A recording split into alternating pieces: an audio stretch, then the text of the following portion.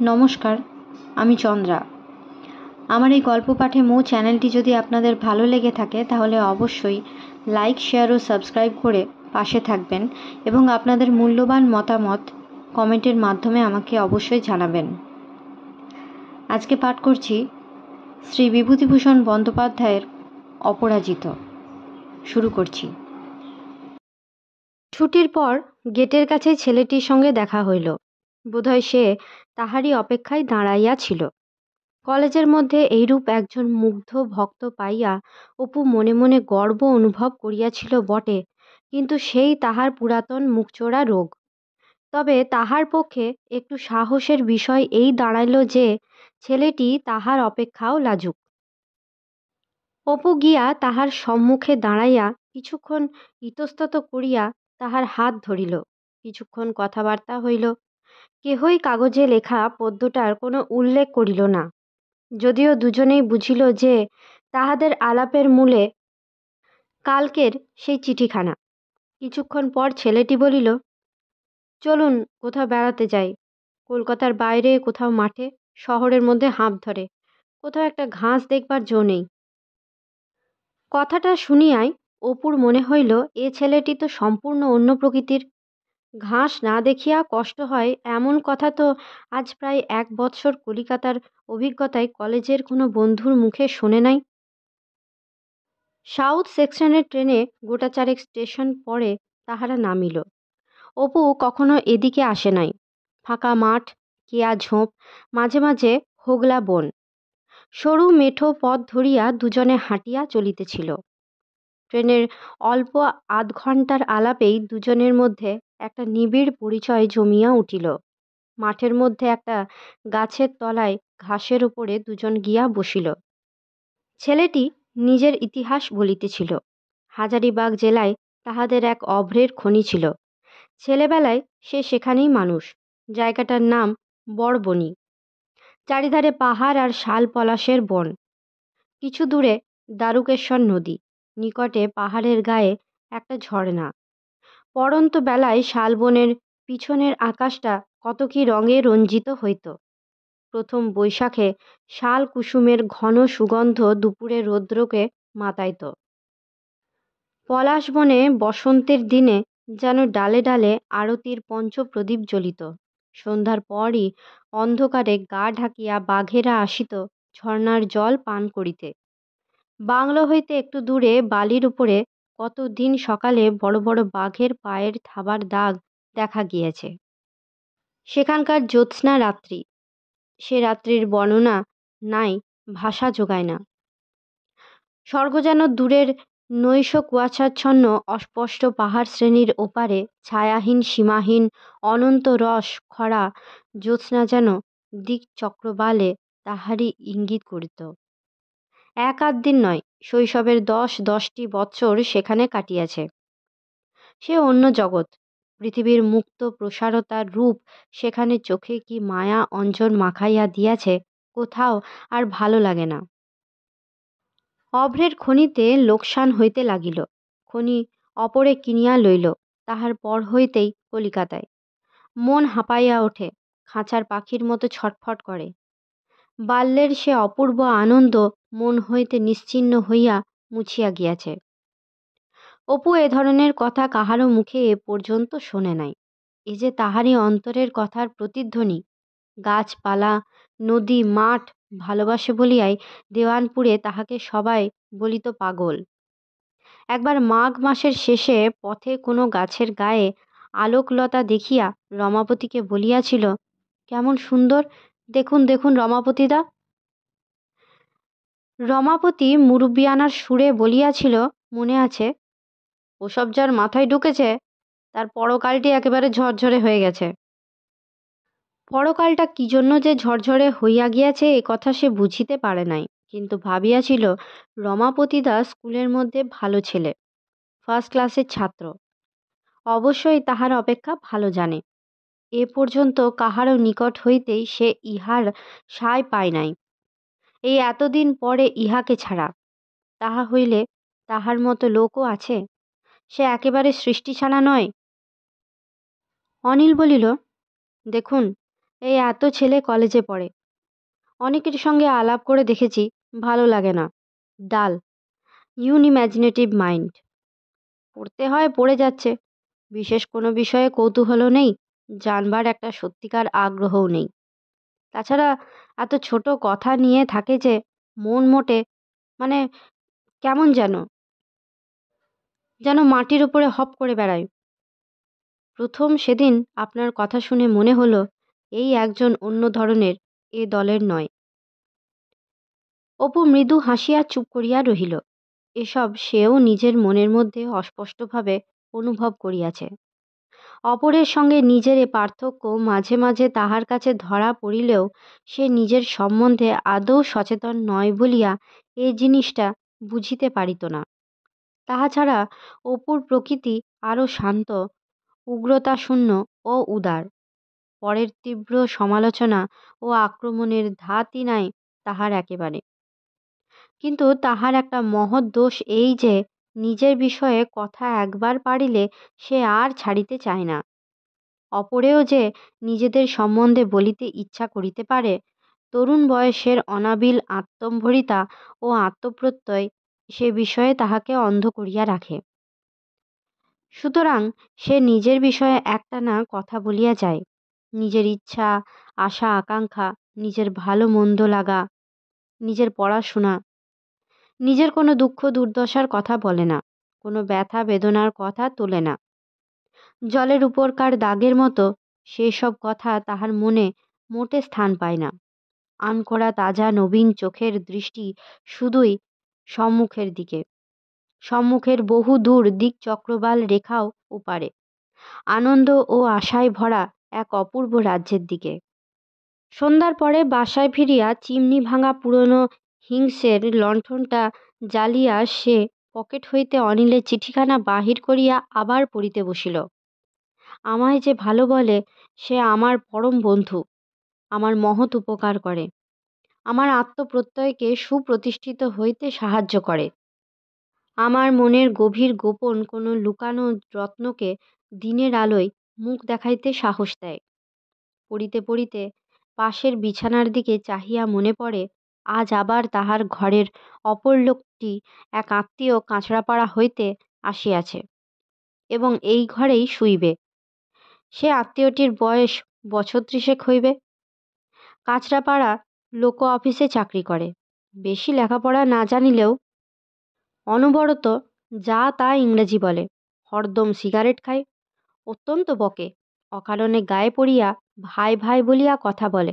তাহার মধ্যে ১২ আনা থিয়েটারের গল্প, অমুক জ্যাকস্ট্রেস তারাবাইয়ের ভূমিকায় যে রকম অভিনয় করে, অমুক থিয়েটারের বিধুমুখীর মতো গান, বিশেষ করে হীরার দুল প্রহসনের বেদেনীর ভূমিকায় নয়ন জলের ফাঁদ পেতেছি নামক এই বিখ্যাত গানখানি সে কেমন গায়, তেমন আর কোথায় কে গাহিতে পারে? তিনি এজন্য বাজি ভেলিতে প্রস্তুত আছেন। এসব কথা অপুর ভালো লাগে না। থিয়েটারের কথা শুনিতে তাহার কোনো কৌতূহল হয় না। এ লোকটির চেয়ে আলুর ব্যবসাদারটি অনেক ভালো। সে পাড়াগাঁয়ের লোক, অপেক্ষাকৃত সরল প্রকৃতির, আর এত বাজে কথা বলে না। অন্তত তাহার সঙ্গে তো নয়ই। এ ব্যক্তিটির যত গল্প তাহার সঙ্গে।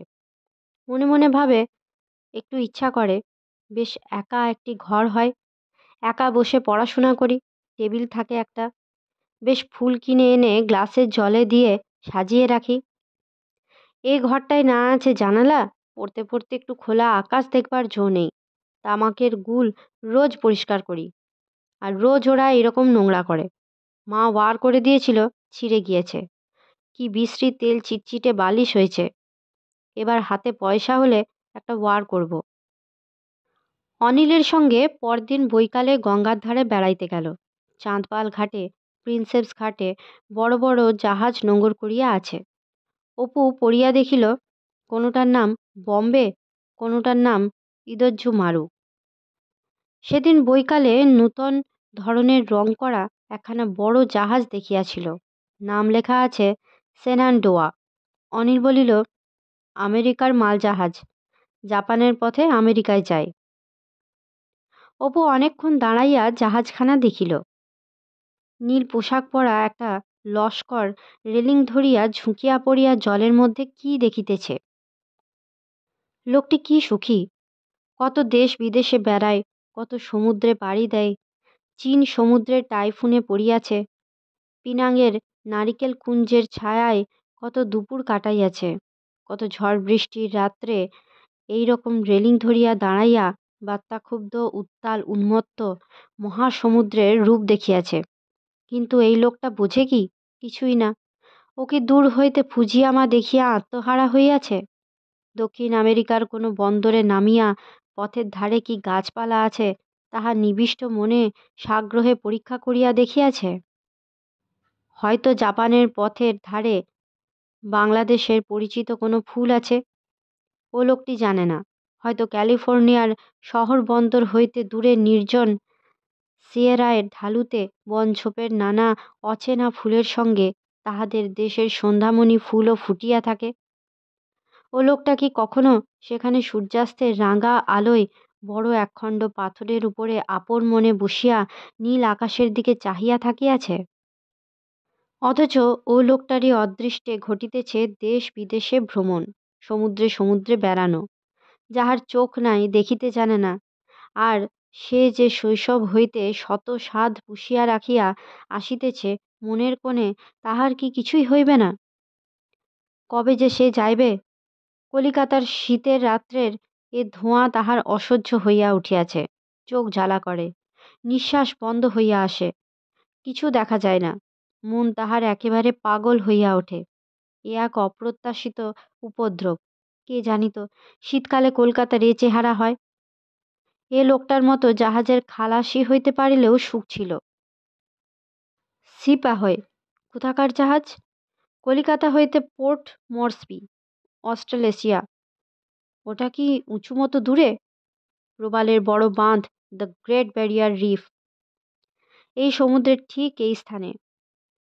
প্রাচীন নাবিক ট্যাসমান ঘোর তুফানে পড়িয়া মাস্তুল ভাঙা পাল ছেঁড়া ডুবুডুবু অবস্থায় অকুলে ভাসিতে ভাসিতে 12 দিনের দিন কুল দেখিতে পান, সেইটাই সেকালে ভ্যান ডিমেন্সল্যান্ড, বর্তমানে টাসমেনিয়া। কেমন দূরে নীল চক্রবাল রেখা, উড়ন্ত সিন্ধু শকুন্তলের মাতামাতি, প্রবালের বাঁধের উপরে বড় বড় ঢেউয়ের সবেগে আছড়াইয়া পড়ার গম্ভীর আওয়াজ। উপকূল রেখার অনেক পেছনে যে পাহাড়টা মাথা তুলিয়া দাঁড়াইয়া আছে, ওটা হয়তো জলহীন দিক দিশাহীন ধুধু নির্জন মরুর মধ্যে। শুধুই বালি আর শুকনা বাবুল গাছের বন।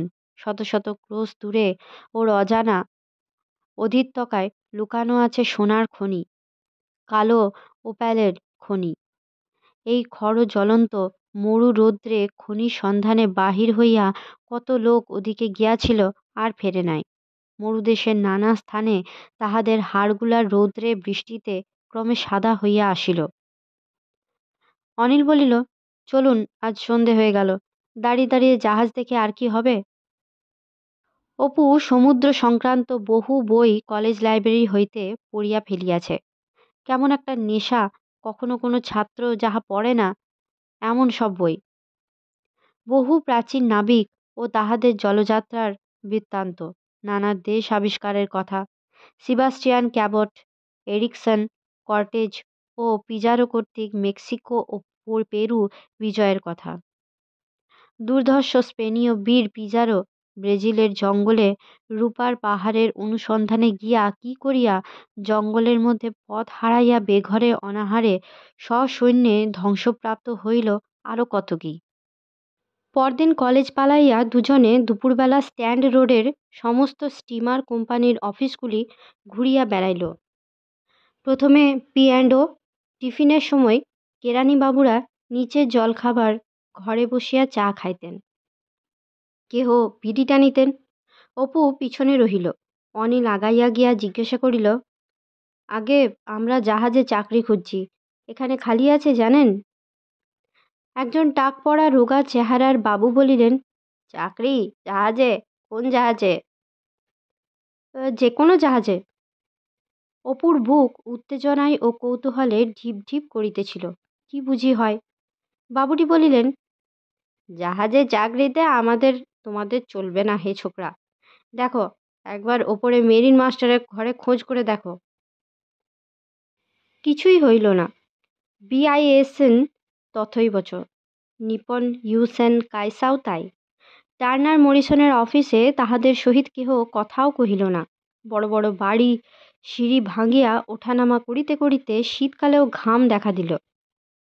অবশেষে মরিয়া হইয়া অপু গ্লাডস্টোন ওয়াইলির অফিসে 4 তলায় উঠিয়া মেরিন মাস্টারের কামরায় ঢুকিয়া পড়িল।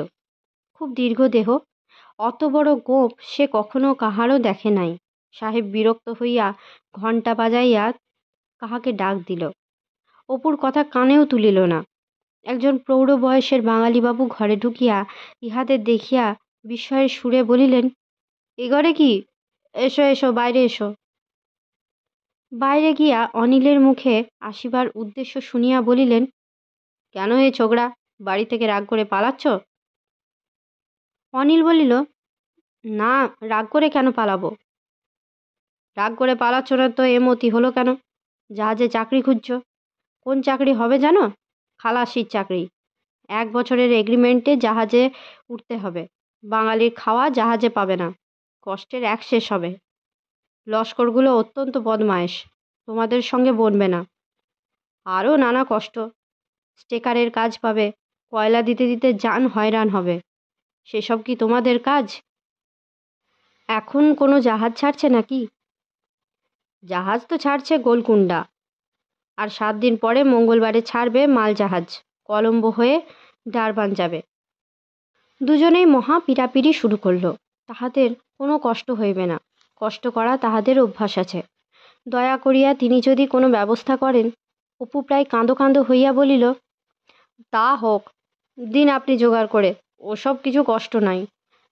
দিন আপনি। গোড়া লস্করে কি করবে আমাদের? কয়লা খুব দিতে পারবো। কেরানিবাবুটি হাসিয়া বলিলেন, এ কি ছেলে খেলা হে ছোকরা? কয়লা দেবে তোমরা? বুঝতে তো পারছো না সেখানকার কাণ্ড কারখানা। বয়লারের গরম হাওয়া নেই, দম বন্ধ হয়ে আসবে। 4 সবেজ কয়লা দিতে না দিতে হাতের শিরা দড়ির মতো ফুলে উঠবে। আর তাতে ওই ডেলিকেট হাত, হাঁপ জিরোতে দেবে না। দাঁড়াতে দেখলে ইঞ্জিনিয়ার সাহেব মারবে চাবুক। 10,000 ঘোড়ার জোরের ইঞ্জিনে স্টিপ বজায় রাখতে হবে সব সময়। নিঃশ্বাস ফেলবার সময় পাবে না। আর গরম কি সোজা? কুম্ভিপাক নরকের গরম ফার্নেসের মুখে। সে তোমাদের কাজ? তবুও দুজনে ছাড়ে না।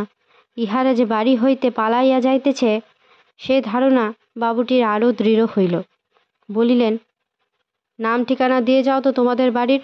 দেখি তোমাদের বাড়িতে না হয় নিজে একবার যাব। কোনো রকমেই তাহাকে রাজি করাইতে না পারিয়া অবশেষে তাহারা চলিয়া আসিল। একদিন অপু দুপুরবেলা কলেজ হইতে বাসায় ফিরিয়া আসিয়া গায়ের জামা খুলিতেছে।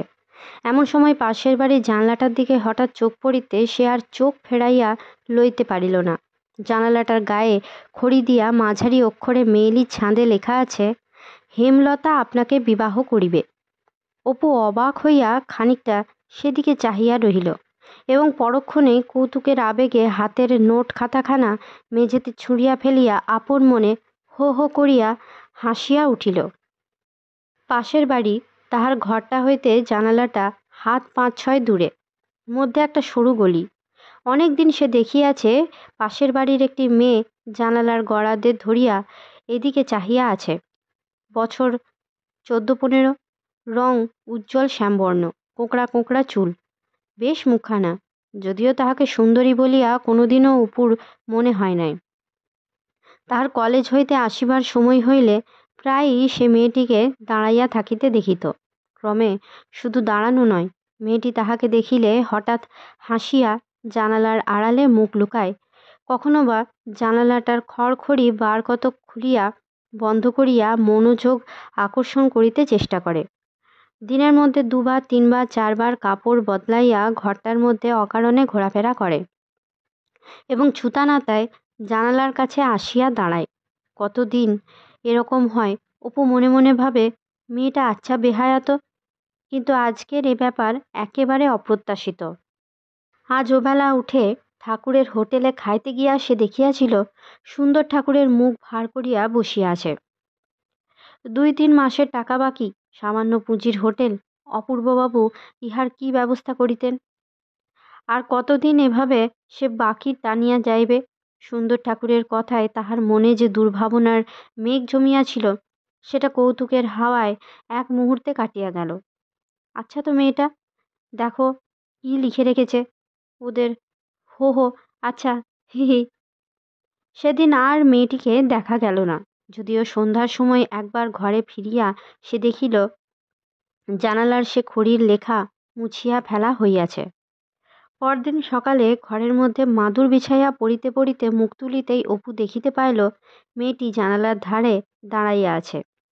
কলেজে যাইবার কিছু আগে মেয়েটি আর একবার আসিয়া দাঁড়াইল, তবে স্নান সারিয়া আসিয়াছে। লাল পাড় শাড়ি পরনে, ভিজে চুল পিঠের উপরে ফেলা, সোনার বালা পরা নিটোল ডান হাতটি দিয়া জানালার গড়াদে ধরিয়া আছে অল্পক্ষণের জন্য। কথাটা ভাবিতে ভাবিতে সে কলেজে গেল। সেখানে অনেকের কাছে ব্যাপারটা গল্প করিল। প্রণব তো শুনিয়া হাসিয়া খুন, জানকীও তাই। সবাই আসিয়া দেখিতে চায়। এ যে একেবারে সত্যিকার জানালা কাব্য। সত্যেন বলিল, নভেল ও মাসিকের পাতায় পড়া যায় বটে, কিন্তু বাস্তব জগতে এরকম যে ঘটে তাহা তো জানা ছিল না। নানা হাসি তামাশা চলিল। সকলেই যে ভদ্রতা সঙ্গত কথা বলিয়াই ক্ষান্ত রহিল, তাহা বলিলে সত্যের অপলাপ করা হইবে। তারপর দিন চারেক বেশ কাটিল। হঠাৎ একদিন আবার জানালায় লেখা, হেমলতা আপনাকে বিবাহ করিবে। জানালার খড়খড়ির গায়ে এমনভাবে লেখা যে জানালা খুলিয়া লম্বা কবজাটা মুড়িয়া ফেলিলে লেখাটা শুধু তাহার ঘর হইতেই দেখা যায়, অন্য কারুর চোখে পড়িবার কথা নহে। প্রণবটা যদি এই সময় এখানে থাকিত, তারপর আবার দিন দুই সব ঠান্ডা। সেদিন একটু মেঘলা ছিল। সকালে কয়েক পশলা বৃষ্টি হইয়া গিয়াছে। দুপুরের পরই আবার খুব মেঘ করিয়া আসিল। কারখানার উঠানে মাল বোঝাই মোটর লরিওয়ালার শব্দ একটু থামিলেও দুপুরের শিফটের মিস্ত্রিদের প্যাক বাক্সের গায়ে লোহার বের পড়াইবার দুমদাম আওয়াজ বেজায়। এই বিকট আওয়াজের জন্য দুপুরবেলা এখানে তিষ্ঠানো দায়। অপু ঘুমাইবার বৃথা চেষ্টা করিয়া উঠিয়া বসিতেই দেখিল মেয়েটি জানালার কাছে আসিয়া দাঁড়াইয়াছে। অল্পক্ষণের জন্য দুজনের চোখাচোখি হইল। মেয়েটি অন্য অন্য দিনের মতো আজও হাসিয়া ফেলিল। অপুর মাথায় দুষ্টুমি চাপিয়া গেল। সেও আগাইয়া গিয়া জানালার গড়াদে ধরিয়া দাঁড়াইল। তারপর সে নিজেও হাসিল। মেয়েটি একবার পিছন ফিরিয়া চাহিয়া দেখিল কেহ আসিতেছে কিনা। পরে সেও আসিয়া জানালার ধারে দাঁড়াইল। অপু কৌতুকের সুরে বলিল, কি গো হেমলতা, আমায় বিয়ে করবে? মেয়েটি বলিল, করব। কথা শেষ করিয়া সে হাসিয়া ফেলিল। অপু বলিল, কি জাত তোমরা? বামুন? আমি কিন্তু বামুন। মেয়েটি খোঁপায় হাত দিয়া একটা কাঁটা ভালো করিয়া গুঁজিয়া দিতে দিতে বলিল, আমরাও বামুন। পরে হাসিয়া বলিল, আমার নাম তো জেনেছেন, আপনার নাম কি? অপু বলিল, ভালো নাম অপূর্ব। আমরা বাঙাল দেশের লোক। শহরের মেয়ে তোমরা, আমাদের তো দু চোখে দেখতেই পারো না, তাই না? তোমায় একটা কথা বলি শোনো, ওরকম লিখো না জানালার গায়ে, যদি কেউ টের পায়। মেয়েটি আর একবার পিছন ফিরিয়া চাহিয়া বলিল, কে টের পাবে? কেউ দেখতে পায় না ওদিক থেকে। আমি যাই, কাকিমা আসবে ঠাকুর ঘর থেকে। আপনি বিকেলে রোজ থাকেন? মেয়েটি চলিয়া গেলে অপুর হাসি পাইল। পাগল না তো? ঠিক এতদিন সে বুঝিতে পারে নাই মেয়েটি পাগল। মেয়েটির চোখে তাই কেমন একটা অদ্ভুত ধরনের দৃষ্টি। কথাটা মনে হইবার সঙ্গে সঙ্গে একটা গভীর করুণা ও অনুকম্পায় তাহার সারা মন ভরিয়া গেল। মেয়ের বাপকে সে মাঝে মাঝে প্রায় দেখে। প্রৌঢ়, খোঁচা খোঁচা দাড়ি, কোনো অফিসের কেরানি বোধহয়। সে কলেজে যাইবার সময়ে রোজ ভদ্রলোক ট্রামের অপেক্ষায় ফুটপাথের ধারে দাঁড়াইয়া থাকে। হয়তো মেয়েটিরই বাবা, নয়তো কাকা বা জ্যাঠা, কি মামা। মোটের উপরে তিনি একমাত্র অভিভাবক। খুব বেশি অবস্থা সম্পন্ন বলিয়া মনে হয় না। হয়তো তাহাকে দেখিয়া মেয়েটা ভালোবাসিয়া ফেলিয়াছে। এরকম তো হয়। তাহার ইচ্ছা হইল এবার মেয়েটিকে দেখিতে পাইলে তাহাকে দুটা মিষ্ট কথা, দুটা সান্ত্বনার কথা বলিবে। কেহ কিছু মনে করিবে? যদি নিতাইবাবু টের পায়? পাইবে। খবরের কাগজে সে মাঝে মাঝে ছেলে পড়ানোর বিজ্ঞাপন খুঁজিত। একদিন দেখিল কোনো একজন ডাক্তারের বাড়ির জন্য একজন প্রাইভেট টিউটর দরকার। গেল সে সেখানে। দোতলা বড় বাড়ি, নিচে বৈঠকখানা, কিন্তু সেখানে বড় কেহ বসে না। ডাক্তারবাবুর কনসাল্টিং রুম দোতলার কোণের কামরায়। সেখানেই রোগীর ভিড়। অপু গিয়া দেখিল নিচের ঘরটাতে অন্যূন জন 15 নানা বয়সের লোক তীর্থের কাকের মতো হাঁ করিয়া বসিয়া, সেও গিয়া একপাশে বসিয়া গেল। তাহার মনে মনে বিশ্বাস ছিল ওই বিজ্ঞাপনটা শুধু তাহারই চোখে পড়িয়াছে। এত সকালে অত ছোট ছোট অক্ষরে এক কোণে লেখা বিজ্ঞাপনটা। সেও ভাবিয়াছিল, উহ, এ যে ভিড় দেখা যায়, ক্রমেই বাড়িয়া চলিল। কাহাকে পড়াতে হইবে, কোন ক্লাসের ছেলে কত বড়, কেহই জানে না। পাশের একটি লোক জিজ্ঞাসা করিল, মশাই জানেন কিছু কোন ক্লাসের? অপু বলিল, সেও কিছু জানে না। একটা 18-19 বছরের ছোকরার সঙ্গে অপুর আলাপ হইল। ম্যাট্রিকুলেশন ফেল করিয়া হোমিওপ্যাথিক পড়ে। টিউশনির নিতান্ত দরকার, না হইলেই চলিবে না। সে নাকি কালই একবার আসিয়াছিল। নিজের দুরাবস্থার কথা সব কর্তাকে জানাইয়া গিয়াছে। তাহার হইলেও হইতে পারে। ঘণ্টাখানেক ধরিয়া অপু দেখিতেছিল কাঠের সিঁড়িটা বাহিয়া একজন লোক ওপরের ঘরে উঠিতেছে এবং নামিবার সময়ে মুখ অন্ধকার করিয়া পাশের দরজা দিয়া বাহিরে চলিয়া যাইতেছে। যদি তাহারও না হয়, পড়া বন্ধ করিয়া মনসাপোতা, কিন্তু সেখানেই বা চলিবে কিসে? চাকর আসিয়া জানাইল, আজ বেলা হইয়া গিয়াছে, ডাক্তারবাবু কাহারও সঙ্গে এখন আর দেখা করিবেন না। একখানা কাগজে সকলে নিজের নিজের নাম ধাম ও যোগ্যতা লিখিয়া রাখিয়া যাইতে পারেন।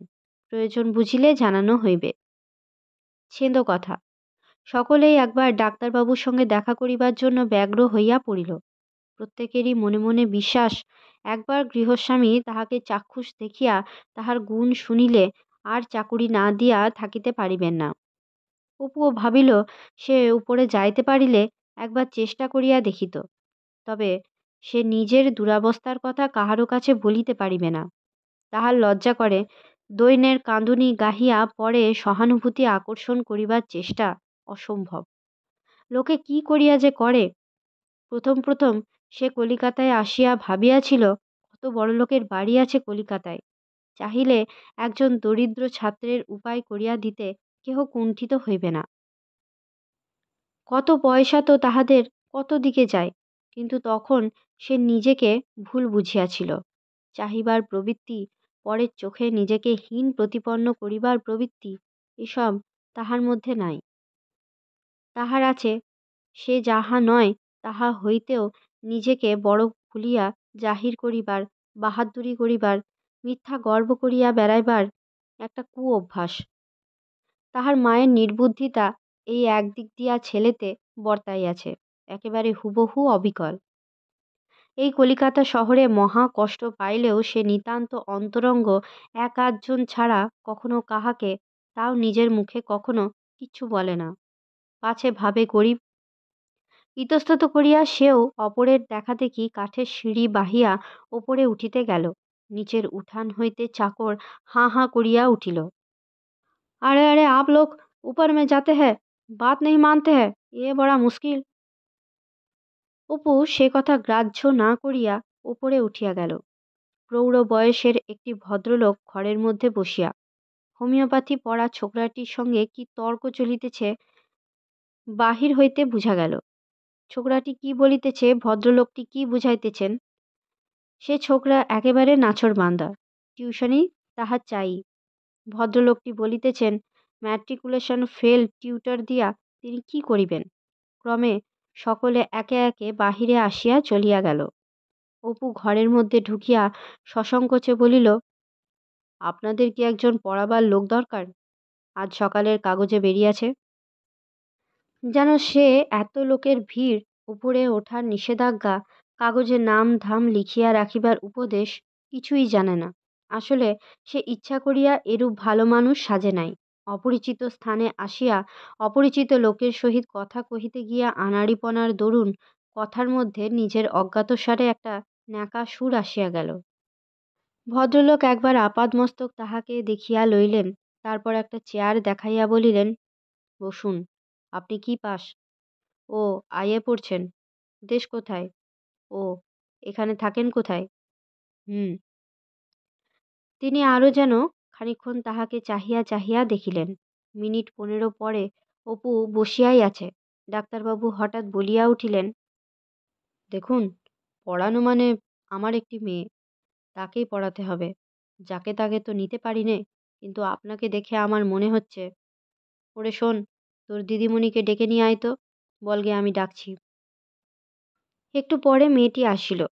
বছর 15 বয়স, তন্বী সুন্দরী, বড় বড় চোখ, আঙুলের গড়ন ভারী সুন্দর, রেশমি জামা গায়ে, চওড়া পাড় শাড়ি, গলায় সোনার সরু চেন, হাতে প্লেন বালা, মাথায় চুল এত ঘন যে দুধারের কান যেন ঢাকিয়া গিয়াছে, জাপানি মেয়েদের মতো ফাঁপানো খোপা। এইটি আমার মেয়ে, নাম প্রীতিবালা, বেথুন স্কুলে পড়ে, এইবার 2nd ক্লাসে উঠেছে। ইনি তোমার মাস্টার খুকি। আজ বাদ দিয়ে কাল থেকে উনি আসবেন। হ্যাঁ, এর মুখ দেখেই আমার মনে হয়েছে ইনি ঠিক হবেন। বয়স আপনার আর কত হবে? এই 19-20। মুখ দেখেই তো মনে হয় ছেলে মানুষ। তাছাড়া একটা ডিস্টিংশনের ছাপ রয়েছে। খুকি, বসো মা। টিউশন জোটার আনন্দে যত হোক না কেন, ভদ্রলোক যে বলিয়াছেন তাহার মুখে একটা ডিস্টিংশনের ছাপ আছে, এই আনন্দে পরিপূর্ণ হইয়া সে সারাটা দিন কাটাইল ও ক্লাসে পথে বেড়াইল। বাসায় হোটেলে সর্বত্র বন্ধুবান্ধবদের কাছে কথাটা লইয়া নির্বোধের মতো খুব জাঁক করিয়া বেড়াইল। মাহিনা যত নির্দিষ্ট হইয়াছিল তাহার অপেক্ষা অনেক বেশি বলিল। মেয়েটির সৌন্দর্য ব্যাখ্যা অনেক বাড়াইয়া করিল, কিন্তু পরদিন পড়াইতে গিয়া দেখিল মেয়েটি দেওয়ানপুরের নির্মলা নয়, সেরকম সরলা স্নেহময়ী হাস্যমুখীও নয়। অল্প কথা কয়, খাটাইয়া লইতে জানে, একটু যেন গর্বিত। কথাবার্তা বলে হুকুমের ভাবে, অমুক অঙ্কটা কাল বুঝিয়ে দেবেন, অমুকটা কাল করে আনবেন, আজ আরও 1 ঘন্টা বেশি পড়াবেন, পরীক্ষা আছে, ইত্যাদি। একদিন কোনো কারণে আসিতে না পারিলে পরদিন কৈফিয়ত তলব করিবার সুরে অনুপস্থিতির কারণ জিজ্ঞাসা করে। অপু মনে মনে বড় ভয় খাইয়া গেল। যেরকম মেয়ে কোন দিন পড়ানোর কোন ত্রুটির কথা বাবাকে লাগাইবে, চাকরির দফা গয়া, পথে বসা ছাড়া আর কোনো উপায় থাকিবে না। ছাত্রীর উপরে অসন্তুষ্টি ও বিরক্তিতে তাহার মন ভরিয়া উঠিল। মাসখানেক কাটিয়া গেল। প্রথম মাসের মাহিনা পাইয়াই মাকে কিছু টাকা পাঠাইয়া দিল। বউবাজার ডাকঘর হইতে টাকাটা পাঠাইয়া সে চলিয়া যাইতেছিল। সঙ্গের বন্ধুটি বলিল, এসো না ভাই, একটু চোরাবাজারে একটা ভালো অপেরা গ্লাস কাল দর করে রেখে এসছি, নিয়ে আসি। চোরাবাজারের নামও কখনো অপু শোনে নাই। ঢুকিয়া দেখিয়াই সে অবাক হইয়া গেল। নানা ধরনের জিনিসপত্র, খেলনা, আসবাবপত্র, ছবি, ঘড়ি, জুতা, কলের গান, বই, বিছানা, সাবান, কোচ, কেদারা, সবই পুরনো মাল। অপুর মনে হইল বেশ সস্তা দরে বিকাইয়াছে। একটা ফুলের টব দর বলিল 6 আনা, একটা ভালো দোয়াত দান 10 আনা, 11 টাকায় কলের গান মাই রেকর্ড। এতদিন কলিকাতায় আছে, এত সস্তায় এখানে জিনিসপত্র বেচা কেনা হয় তা তো সে জানে না। এত শৌখিন জিনিসের এত কম দাম। তাহার মাথায় এক খেয়াল আসিয়া গেল। পরদিন সে বাকি টাকা হাতে বৈকালে আসিয়া চোরাবাজারে ঢুকিল। মনে ভাবিল, এইবারে একটু ভালোভাবে থাকবো, ওরকম গোয়াল ঘরে থাকতে পারি নে, যেমন নোংরা তেমনি অন্ধকার। প্রথমেই সে ফুলদানি জোড়া কিনিল। দোয়াতদানের ওপরে অনেক দিন হইতে ঝোঁক, সেটিও কিনিল। একটা জাপানি পর্দা, খানচারেক ছবি, খানকতক প্লেট, একটা আয়না, ঝুটা পাথর বসানো ছোট একটা আংটি। ছেলে মানুষের মতো আনন্দে শুধু জিনিসগুলিকে দখলে আনিবার ঝোঁকে যাহাই চোখে ভালো লাগিল তাহাই কিনিল। দাও বুঝিয়া দু একজন দোকানদার বেশ ঠকাইয়াও লইল। ডবল উইকের একটা পিতলের টেবিল ল্যাম্প পছন্দ হওয়াতে দোকানিকে জিজ্ঞেস করল, এটার দাম কত? দোকানি বলিল, 3.5 টাকা। অপুর বিশ্বাস এরকম আলোর দাম 15-16 টাকা। এরূপ মনে হওয়ার একমাত্র কারণ এই যে অনেক দিন আগে লীলাদের বাড়ি থাকিবার সময় সে এই ধরনের আলো লীলার পরিবার ঘরে টেবিলে জ্বলিতে দেখিয়াছিল। সে বেশি দর কষিতে ভরসা করিল না। 4 আনা মাত্র কামাইয়া 3 টাকা 4 আনা মূল্যে সেই মান্ধাতার আমলের টেবিল ল্যাম্পটা মহা খুশির সহিত কিনিয়া ফেলিল।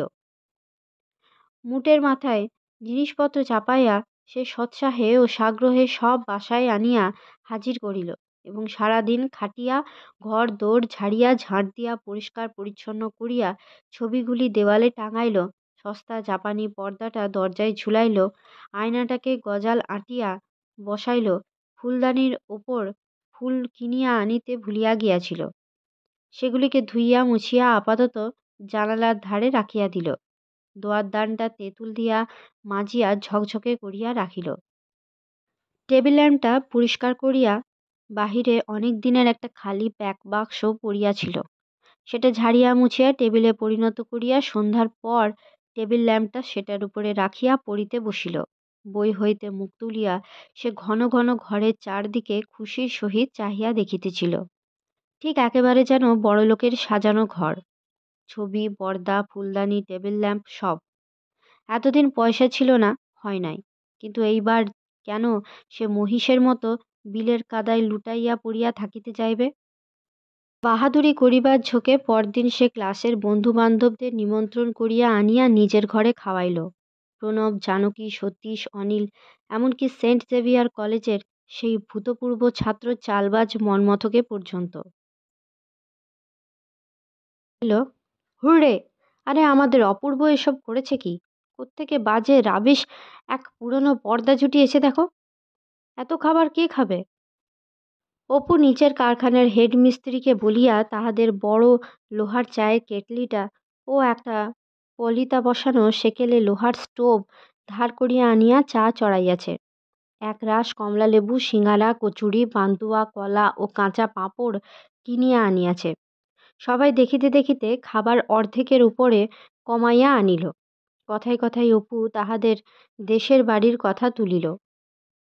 মস্ত দোতলা বাড়ি নদীর ধারে, এখনো পূজার দালানটা দেখিলে তাক লাগে, এখনো খুব নাম। দেনার দায়ে মস্ত জমিদারি হাতছাড়া হইয়া গিয়াছে, তাই আজ এ অবস্থা, নইলে ইত্যাদি। প্রণব চা পরিবেশন করিতে গিয়া খানিকটা জানকীর পায়ের উপরে ফেলিয়া দিল। ঘর শুদ্ধ সবাই হো হো করিয়া হাসিয়া উঠিল। সতীশ আসিয়াই শটান শুইয়া পড়িয়াছিল অপুর বিছানায়, বলিল, ওহে, তোমরা কেউ আমার গালে একটা পান্তুয়া ফেলে দাও তো, হাঁ করে আছি। সতীশ বলে, হ্যাঁ, ভালো কথা মনে পড়েছে। তোমার সেই জানালা কাব্যের নায়িকা কোন দিকে থাকেন? এই জানালাটি নাকি? অনিল বাদে আর সকলেই হাসি ও কলরবের সঙ্গে সেদিকে ঝুঁকিয়া পড়িতে গেল। অপু লজ্জা বিস্তৃত সুরে বলিল, না না ভাই, ওইদিকে যেও না, সে কিছু না, সব বানানো কথা আমার, ওসব কিছু না। মেয়েটি পাগল এই ধারণা হওয়া পর্যন্ত তাহার কথা মনে উঠিলেই অপুর মন করুণার্দ্র হইয়া ওঠে। তাহাকে লইয়া এই হাসি ঠাট্টা তাহার মনে বড় বিঁধিল।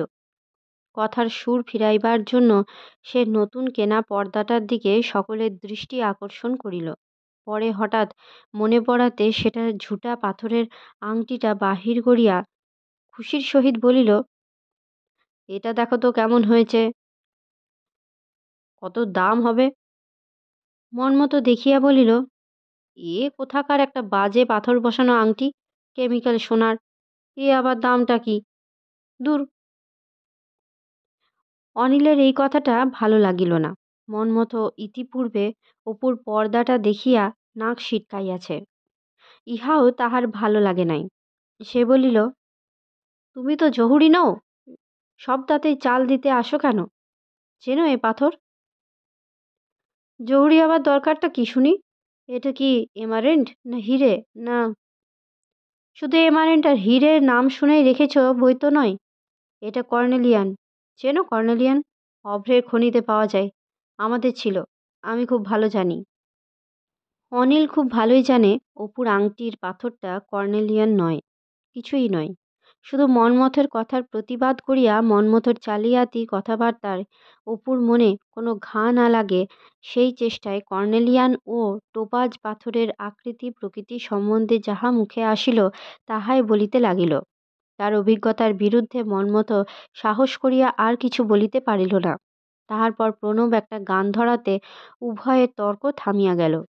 আরও অনেকক্ষণ ধরিয়া হাসি খুশি কথাবার্তা ও আরও বার দুই চা খাইবার পর অন্য সকলে বিদায় লইল। কেবল অনিল থাকিয়া গেল। অপুও তাহাকে থাকিতে অনুরোধ করিল। সকলে চলিয়া যাইবার কিছুক্ষণ পরে অনিল ভর্ৎসনার সুরে বলিল, আচ্ছা, এসব আপনার কি কাণ্ড? সে এতদিনের আলাপে এখনো অপুকে তুমি বলে না। কেন এসব করলেন মিছে পয়সা খরচ করে? অপু হাসিয়া বলিল, কেন, তাতে কি? এসব তো ভালো থাকতে কি ইচ্ছে যায় না? খেতে পান না এদিকে, আর মিথ্যে এসব। সে যাক, এই দামে পুরনো বইয়ের দোকানে সেই গিবনের সেটটা যে হয়ে যেত। আপনার মতো লোকও যদি এই ভুয়ো মালের পেছনে পয়সা খরচ করেন, তবে অন্য ছেলের কথা কি? একটা পুরানো দূরবীন যে ওই দামে হয়ে যেত। আমার সন্ধানে একটা আছে ফ্রি স্কুল স্ট্রিটের এক জায়গায়। একটা সাহেবের ছিল। স্যাটার্নের রিং চমৎকার দেখা যায়। কম টাকায় হতো। মেম বিক্রি করে ফেলছে অভাবে। আপনি কিছু দিতেন, আমি কিছু দিতাম। দুজনে কিনে আনলে ঢের বেশি বুদ্ধির কাজ হতো। অপু অপ্রতিভের হাসি হাসিল। দূরবীনের উপরে তাহার লোভ আছে অনেক দিন হইতে। এতক্ষণে তাহার মনে হইল এ টাকার ইহা অপেক্ষাও সদ্ব্যয় হইতে পারিত বটে। কিন্তু সে যে ভালো থাকিতে চায়, ভালো ঘরে সুদৃশ্য সুরুচি সম্পন্ন আসবাবপত্র রাখিতে চায়, সেটাও তো তার কাছে বড় সত্য। তাহাকেই বা সে মনে মনে অস্বীকার করে কি করিয়া? অনিল আর কিছু বলিল না। পুরানো বাজারের এসব সস্তা খেলো মালকে তাহার বন্ধু যে এত খুশির সহিত ঘরে আনিয়া ঘর সাজাইয়াছে, ইহাতেই সে মনে মনে চটিয়াছিল। শুধু অপুর মনে আর বেশি আঘাত দিতে ইচ্ছা না থাকায় সে বিরক্তি চাপিয়া গেল। অপু বলিল, হুল্লোড়ে পড়ে তোমার খাওয়া হলো না অনিল। আর খান কত কাঁচা পাঁপড় ভাজবো? অনিল আর খাইতে চাহিল না। অপু বলিল, তবে চলো কোথাও বেরোই, গড়ের মাঠে কি গঙ্গার ধারে। অনিলও তাই চাই। বলিল, দেখুন অপূর্ববাবু, ১৯, ২০, ২১ বছর থেকে ৫০, ৬০ বছর বয়সে লোক পর্যন্ত কীরকম গলির মধ্যে বাড়ির সামনেকার ছোট্ট রোয়াকটুকুতে বসে আড্ডা দিচ্ছে। এমন চমৎকার বিকেল, কোথাও বেরুনো নেই, শরীরের বা মনের কোনো অ্যাডভেঞ্চার নেই। আসন পিঁড়ি হয়ে সব ষষ্ঠী বুড়ি সেজে ঘরের কোণের কথা, পাড়ার গুজব, কী দরে কে ওবেলা বাজারে ইলিশ মাছ কিনেছে সেই সব। ওহ, হাউ আই হেট দেম! আপনি জানেন না, এসব র‍্যাঙ্ক স্টুপিডিটি দেখলে আমার রক্ত গরম হয়ে ওঠে। বরদাস্ত করতে পারি নে মোটে। গা যেন কেমন। কিন্তু ভাই, তোমার ও গড়ের মাঠে আমার মন ভোলে না। মোটরের শব্দ, মোটর বাইকের ফটফট আওয়াজ, পেট্রোল গ্যাসের গন্ধ, ট্রামের ঘড়ঘড়ানি।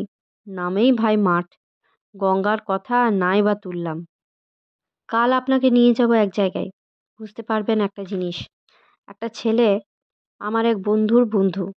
ছেলেটা সাউথ আফ্রিকায় মানুষ হয়েছে। সেইখানেই জন্ম। সেখান থেকে তার বাবা তাদের নিয়ে চলে এসেছে কলকাতায়। ফিয়ার্স লেনে থাকে। তার মুখের কথা শুনে এমন আনন্দ হয়, এমন মন এখানে থেকে মরে যাচ্ছে। শুনবেন তার মুখে সেখানকার জীবনের বর্ণনা। হিংসে হয় সত্যি। অপু এখনই যাইতে চায়। অনিল বলিল, আজ থাক, কাল ঠিক যাব দুজনে। দেখুন অপূর্ববাবু, কিছু যেন মনে করবেন না। আপনাকে তখন কী সব বললাম বলে। আপনারা কী জন্যে তৈরি হয়েছেন জানেন? এসব চিফ ফাইনারির খদ্দের আপনারা কেন হবেন? দেখুন, এ পুরুষ তো কেটে গেল। এ সময়ের কবি, বৈজ্ঞানিক, দাতা, লেখক, ডাক্তার, দেশসেবক, এরা তো কিছুদিন পরে সব ফৌত হবেন।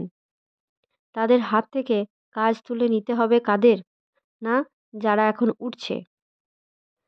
একদল তো চায় এই জেনারেশনের হাত থেকে সেই সব কাজ নেবার। সাহিত্যে, বিজ্ঞানে, আর্টে, দেশ সেবায়, গানে সব কিছুতে নতুন দল যারা উঠছে, বিশেষ করে যাদের মধ্যে গিফট আছে, তাদের কি হুল্লোড় করে কাটাবার সময়? অপু মুখে হাসিয়া কথাটা উড়াইয়া দিল বটে, কিন্তু মনে মনে ভারী খুশি হইল।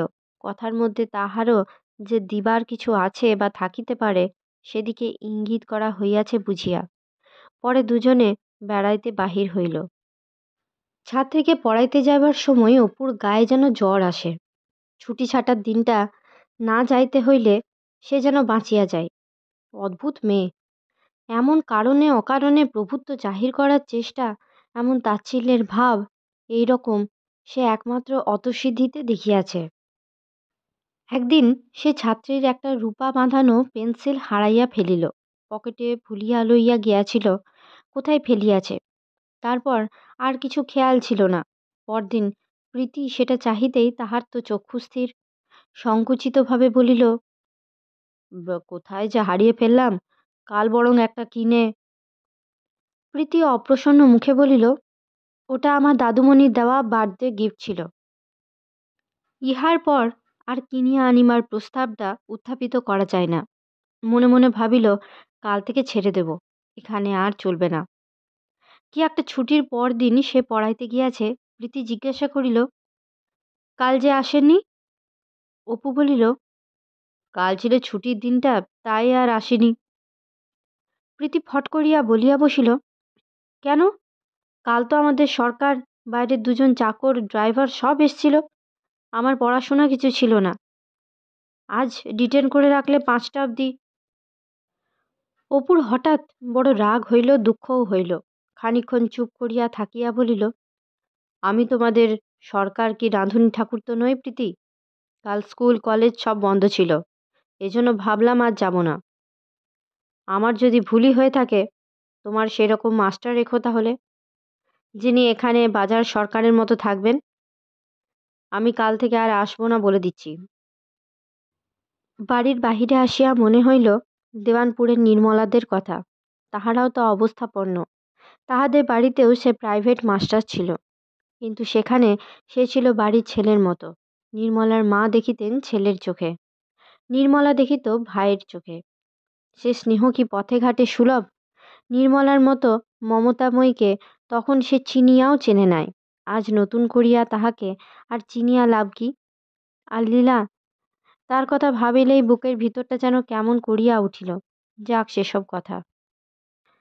হাতের টাকায় কিছুদিন চলিল। ইতিমধ্যে কলেজে একটা বড় ঘটনা হইয়া গেল। প্রণব লেখাপড়া ছাড়িয়া কি না কি দেশের কাজ করিতে চলিয়া গেল। সকলে বলিল সে এনার্কিস্ট দলে যোগ দিয়াছে। প্রণব চলিয়া যাওয়ার মাসখানেক পর একদিন অপু হোটেলে খাইতে গিয়া দেখিল সুন্দর ঠাকুর হোটেলওয়ালার মুখ ভার ভার। 2-3 মাসের টাকা বাকি, পাওনাদার আর কতদিন শোনে। আজ সে স্পষ্ট জানাইল, দেনা শোধ না করিলে সে আর খাইতে পাইবে না। বলিল, বাবু, অন্য খদ্দের হলে মাসের পয়লাটি যেতে দিনে, ওই কৃষ্ণবাবু খায়, ওদের পাটের কলের হপ্তাটি পেলে দিয়ে দেয়। তুমি বলে আমি কিছু বলছি না। 2 মাসের উপর আজ নিয়ে 7 দিন। যাক, আর পারবো না। আপনি আর আসবেন না। আমার ভাত একজন ভদ্রলোকের ছেলে খেয়েছে ভাববো, আর কি করব। কথাগুলি খুব ন্যায্য এবং আদৌ অসঙ্গত নয়, কিন্তু খাইতে গিয়া এরূপ রূঢ় প্রত্যাখ্যানে অপুর চোখে জল আসিল। তাহার তো একদিনও ইচ্ছা ছিল না যে ঠাকুরকে সে ফাঁকি দিবে, কিন্তু সেই প্রীতির টিউশনিটা ছাড়িয়া দেওয়ার পর আজ 2-3 মাস একেবারে নিরুপায় অবস্থায় ঘুরিতেছে। বিপদের উপর বিপদ।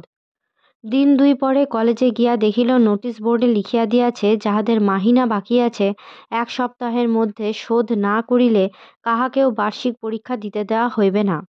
অপু চোখে অন্ধকার দেখিল। প্রায় গোটা 1 বৎসরের মাহিনাই যে তাহার বাকি, মাত্র মাস 2-এর মাহিনা দেওয়া আছে। সেই প্রথম দিকে একবার, আর প্রীতির টিউশনির টাকা হইতে একবার। তাহার পর হইতে খাওয়াই জোটে না, তো কলেজে মাহিনা। 10 মাসের বেতন 6 টাকা হিসাবে 60 টাকা বাকি। কোনো দিক হইতে একটা কলঙ্ক ধরা নিকেলের সিকিও আসিবার সুবিধা নাই যাহার, 60 টাকা সে 1 সপ্তাহের মধ্যে কোথা হইতে জোগাড় করিবে? হয়তো তাহাকে পরীক্ষা দিতে দিবে না, গ্রীষ্মের ছুটির পর সেকেন্ড ইয়ারে উঠিতে দিবে না। সারা বছরের কষ্ট ও পরিশ্রম সব ব্যর্থ নিরর্থক হইয়া যাইবে। কলেজ হইতে বাহির হইয়া আসিয়া সন্ধ্যার সময় সে হাত খরচের পয়সা হইতে চাউল ও আলু কিনিয়া আনিয়া থাকিবার ঘরের সামনের বারান্দাতে রান্না জোগাড় করিল। হোটেলের খাওয়া বন্ধ হইবার পর হইতে আজ কয়দিন নিজে রাঁধিয়া খাইতেছে। হিসাব করিয়া দেখিয়াছে ইহাতে খুব সস্তায় হয়, কাঠ কিনিতে হয় না। নিচের কারখানার ছুতার মিস্ত্রিদের ঘর হইতে কাঠের চোঁচ ও টুকরা কুড়াইয়া আনে, 5-6 পয়সায় খাওয়া দাওয়া হয়। আলু ভাতে, ডিম ভাতে আর ভাত। ভাত চড়াইয়া ডাক দিল, ও বহু, বহু, নিয়ে এসো, আমার হয়ে গেল বলে, ছোট কাশিটাও এনো।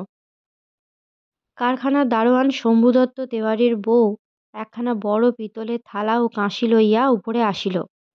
1 লোটা জল ও গোটাকতক কাঁচা লঙ্কাও আনিল। থালা বাসন নাই বলিয়া সেই 2 বেলা থালা আনিয়া দেয়। হাসি মুখে বলিল, মছলি কা তরকারি হাম নেহি ছুঁয়েগা বাবুজি। কোথায় তোমার মছলি, ও শুধু আলু। একটু হলুদ বাটা এনে দাও না বহু, রোজ রোজ আলু ভাতে ভালো লাগে না। বহুকে ভালো বলিতে হইবে। রোজ উচ্ছিষ্ট থালা নামাইয়া লইয়া যায়, নিজে মাজিয়া লয়। হিন্দুস্তানি ব্রাহ্মণ যাহা কখনো করে না। অপু বাধা দিয়াছিল। বহু বলে, তুম তো হামারে লড়কে কা বরাবর হোগে বাবুজি, ইসমে ক্যা হ্যায়। আজকের মতো গল্প পাঠ এই পর্যন্ত। পরবর্তী অংশ নিয়ে আসবো পরবর্তী ভিডিওতে।